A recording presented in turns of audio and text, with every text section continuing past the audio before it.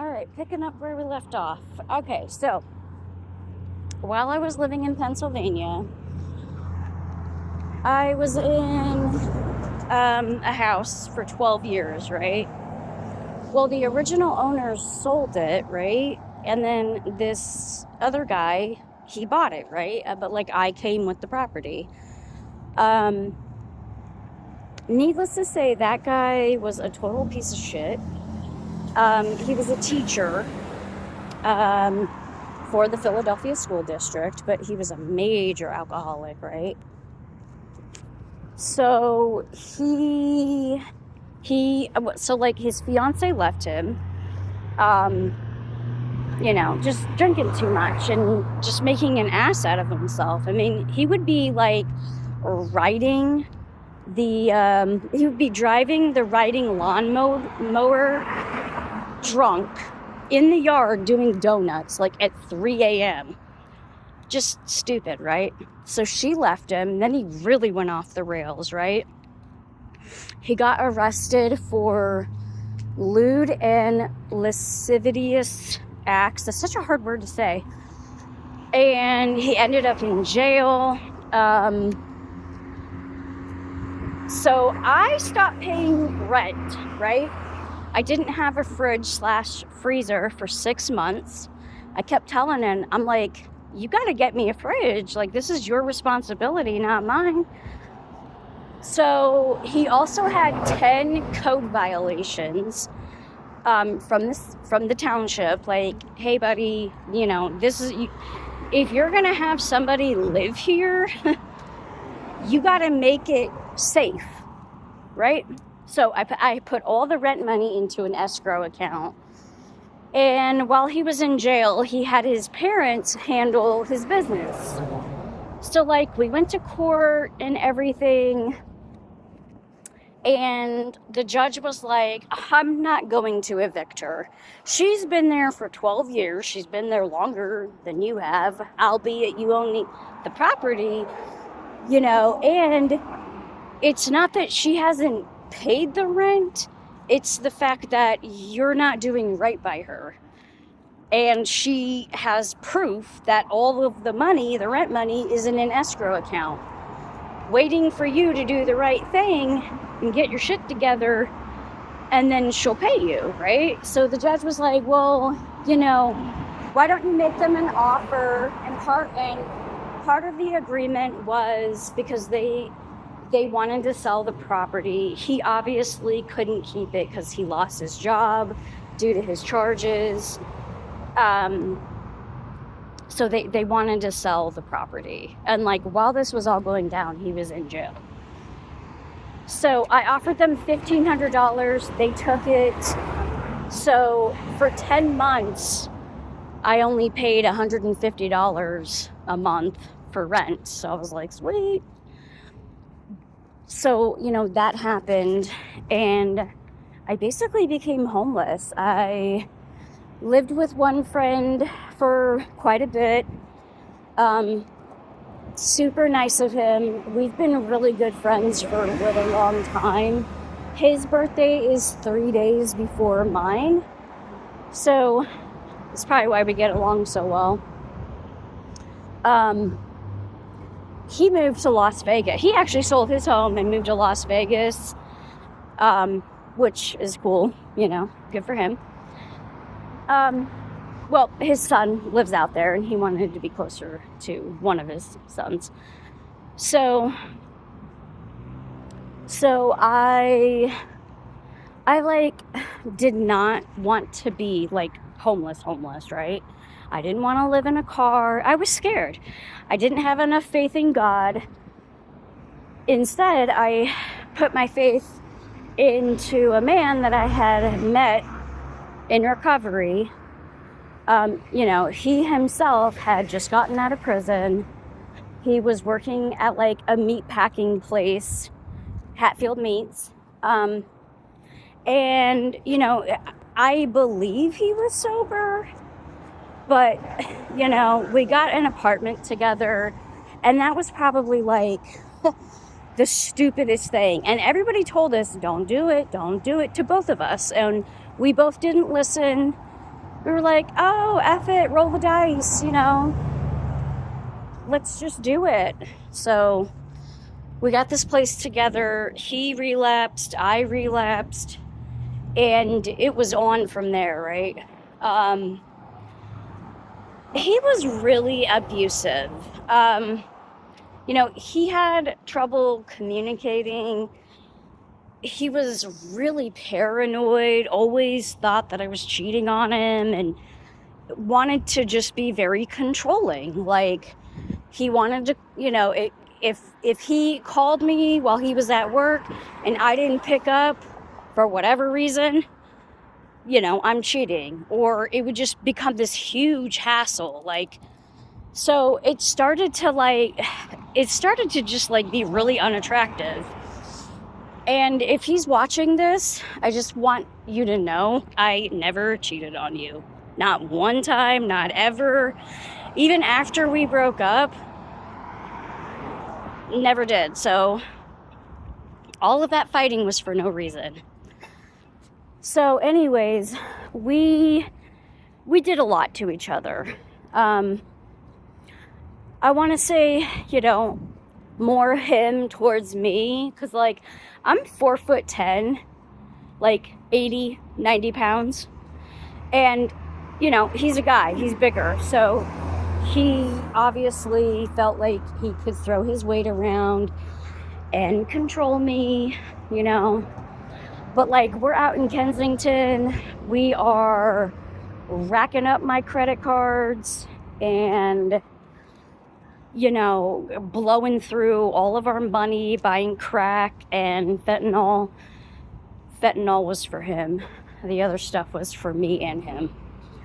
I tried fentanyl, and thank God it didn't get it hooks into me, but I just didn't get why is this popular? I had tried heroin. Now if it was that, I might have, but the whole fentanyl stuff, it just seemed like an expensive nap. And I would be out in Kensington in Philadelphia, and I would see these girls that were you could tell that they were really pretty at one point, but then doing all the drugs, not so attractive anymore. And I was just I don't want to end up like them. It's not cute. So needless to say, we broke up, blah, blah, blah. And I actually, became homeless.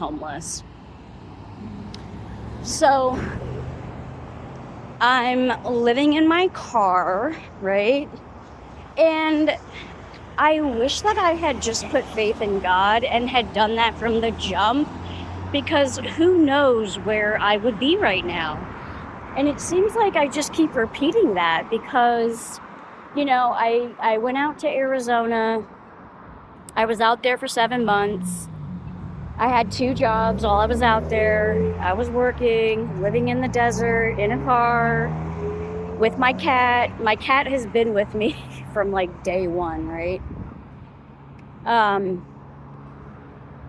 So living in the car, right? So summer hits, May in Arizona, it's getting really hot. And I'm F this, I cannot be here, right? My car had blown a head gasket, so I just ended up selling it because, hold on.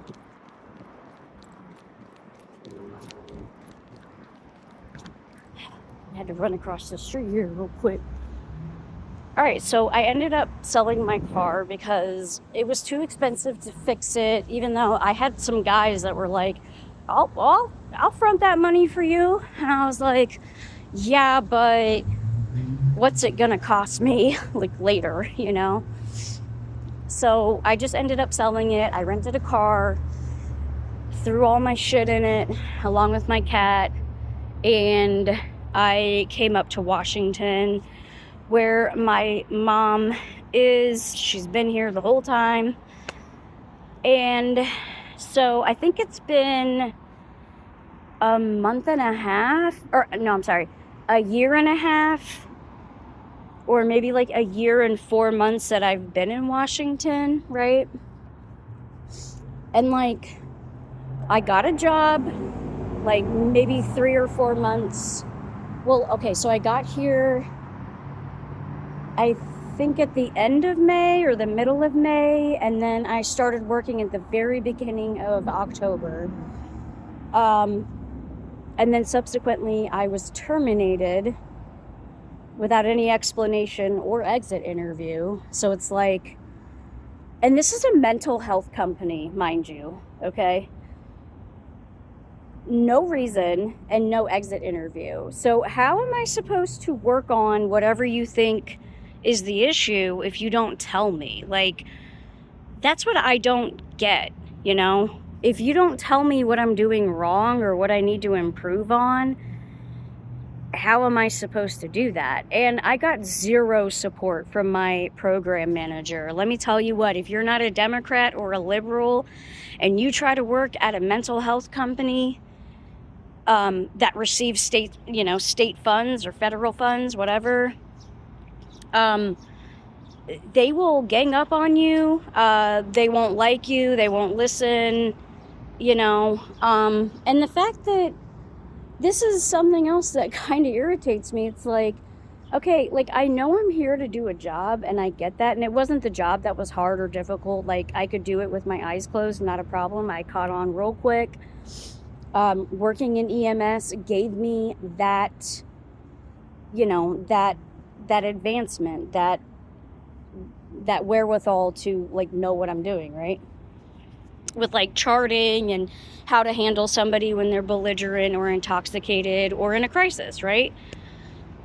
So, the thing that irks me is that, like, they didn't understand.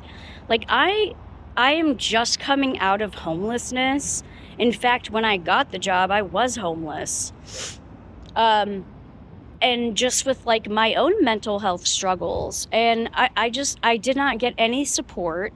The shift that I was working was overnights. So like, I understand that I'm probably not going to be seeing like a lot of managers and whatever to actually get that support, but to just be let go without any explanation, and no exit interview, to me, like, okay, if one of your claims is that I'm unprofessional, or maybe I put a client at risk, or I have no idea because they didn't tell me.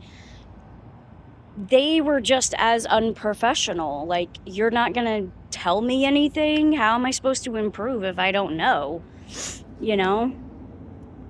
So, and not only that, I was utilizing their services. Like, I was utilizing their MAC clinic and their counseling services. So it's like, to just toss somebody out on their butt with no explanation, it was just really frustrating. And like, I can go deeper into that. I would like to, but this is just more of like the broad strokes of my life. And like, I can't even tell you how much crap I have been through. And by crap, I mean life experiences, because I guess people could just be like, oh, well, she's really messy, like there's always drama in her life, right? And it's like, I can't help that. I don't know how to not like have drama. It's not that I am inviting it or seeking it out, but it always seems to find me. I am like an asshole magnet. Like, I dated this ex-cop, and it seems like every guy that I have dated or, was married to, just the one time married, they had a drug problem, or they had some kind of crazy mental health issue, like the ex-cop. Oh, it was all great in the beginning, but then the mask comes off and, oh, you're addicted to benzos? Great. And then the guy after that, abusive, liked to smack me around. I mean, I had a broken wrist. We would tussle all the time. We would be out walking in Kensington. If we were arguing, he would pull me into a cut and say, bitch, I will kill you and I will leave you in this alley and they'll never fucking find you.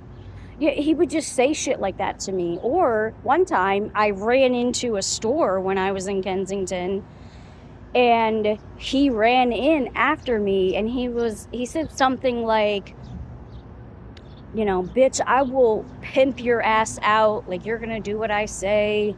And the guys in the store, they circled around me and they were like, dude, you need to kick rocks. She doesn't want to be around you. She's telling you to leave her alone. And like, I'm a clean little white girl, right? Like, I don't, I'm not moving like the zombies out there. So I think they caught on like, all right, this girl is not supposed to be out here. And I shouldn't have been out there. But, they defended me because, he's saying in front of them, like, I'm going to pimp you out. I'm going to sell your ass and you're going to give me money for my drugs. So the funny thing is that relationship only lasted like 4 or 5 months. It felt longer because of all the abuse and the drama. But when we were, together, it was the holidays, right? So like, I think we had gotten together like in September. So like October, there was Halloween. Then November, there was Thanksgiving, and then Christmas, and then New Year's. So like, we were, always doing something, or we were around his family or his kids or my kids, like, but then shit just went off the rails and I was like, I'm done with this. And I'm not putting all the shit on his doorstep because I too, like I got fed up, I was doing some things to him because I was getting tired of it. Like, he would cut up my clothes, so I would cut his shit up or throw bleach on it. He would be all fucked up on fentanyl, like, like dipped out. And he would come to, and I would tell him, like, you're really vulnerable when you're like that. I just want you to know that I could fucking end you because you're so out of it. I could take you out. So you need to start treating me with respect. Like, I'm not doing that shit and you are, which you're putting yourself in a very vulnerable position with a very scorned, bitter, pissed off lady because of all the bullshit that you've put me through. So I'm glad that relationship is over with. I heard he got married, but like, it's cute because like on Facebook, he was like, I'm not going to be chasing women. And then the next post is, I got married. And it's like, oh my Lord, I haven't been with anybody in 4 years. Like, I just don't need the drama. I just don't want it, right? So fast forward, we're here. I'm in Washington. I get into this apartment, and then the whole neighbor saga begins, and that is a fucking nightmare. I should have just stayed homeless. I should have just stayed in my car, putting my faith in God, but I didn't. I was like, oh, I want to get into an apartment. I have a job now. And I shouldn't have, I should have stayed in my car. I should have racked up my money, because now I'm back at square one, like, I'm going to be out on my ass soon, which I'm okay with. I've been homeless for 2 years. I've gone from coast to coast and in the middle. I know that I can do it. I just don't want to.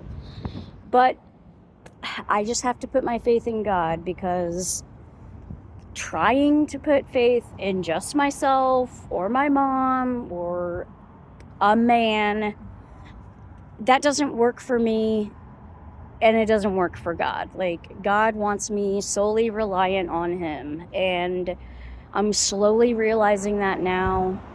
But I'm I'm just putting my faith in God, and I am just hoping that He has some kind of plan for me, you know. Ooh, do you think this is real? Hold on a second. I just found a diamond. Ooh, I wonder if it's real. Okay, I haven't gotten any sleep, not because of drugs, just because I have insomnia, and like I'll sleep for like 20 hours and then I'll be up for like 24. It's crazy. But so those are the broad strokes. Regarding my stepdad, we actually went on, um, well, he wrote into the Oprah show, and it actually aired, I believe, I think October 2004. Now, I cannot find the show online, but there are excerpts from that show that I was on with my stepdad. I got to confront him and everything. And if you go on Google and you look up "I shot my molester," you'll see him, you'll see me. I have red hair, I'm overweight, I'm crying, you know. But yeah, like that's on there. Like, and the thing is like, I think it was 2018, I flew back to Washington, and I went to the Okanagan County Courthouse because he decided to petition the courts to not have to register as a sex offender because he married a Chinese national and wanted to, I guess, go to China because his wife's visa had expired. So she had to go back to China and he wanted to go too. The judge denied his petition, thank God, so like he can't go. But I think just being in Washington has really like fucked me up mentally. Just being anywhere near this man that tore our family apart has just really fucked with my brain, you know? However, so like, you know how cannabis is legal in Washington? Man, I was smoking like a chimney. I was just puffing, like puff, puff, puff, just, right? Not drinking, like just smoking a lot of cannabis. So I quit smoking cannabis. I'm like, you know, I need a complete reset. Now, that's not what I told myself when I quit. I was like, oh, it's a tolerance break.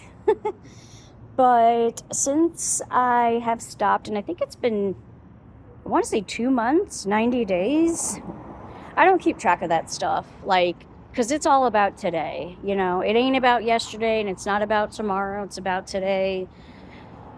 You know, I don't like, you know, oh, my clean date is blah, blah, blah. Because most of the time, those people are liars. Look how tired I am. Ooh, girl. But anytime that I think about, like, wanting to go get, like, a blunt or something, I always talk myself out of it, you know, which is good. I'm glad, blah, blah, blah. But I'm just hoping, like, this will reset my brain because I have just been down in the dumps, depressed. Like, I'm 41 years old and I have nothing to show for it. And I think that sucks, you know? All I have are, you know, a bunch of life experiences, some good, some really shitty, and some just mid, right? Well, I'm going to end this here, but I don't know. I feel like when I'm uploading videos to my channel, they're just like all ranting and raving and, you know, just me complaining. And I feel like I wanted to like give people, you know, that pay attention to me on here, I guess, which is not a lot. Just like some broad strokes of, you know, why I'm so crazy or why I act like this or, you know, why I'm so messy or whatever.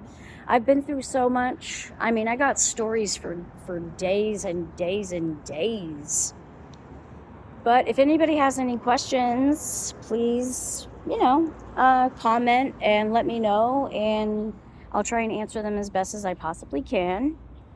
Everybody stay blessed. If you don't know Jesus, this is your sign to get to know him. He's a great provider, and just keep the faith and stay blessed. Bye.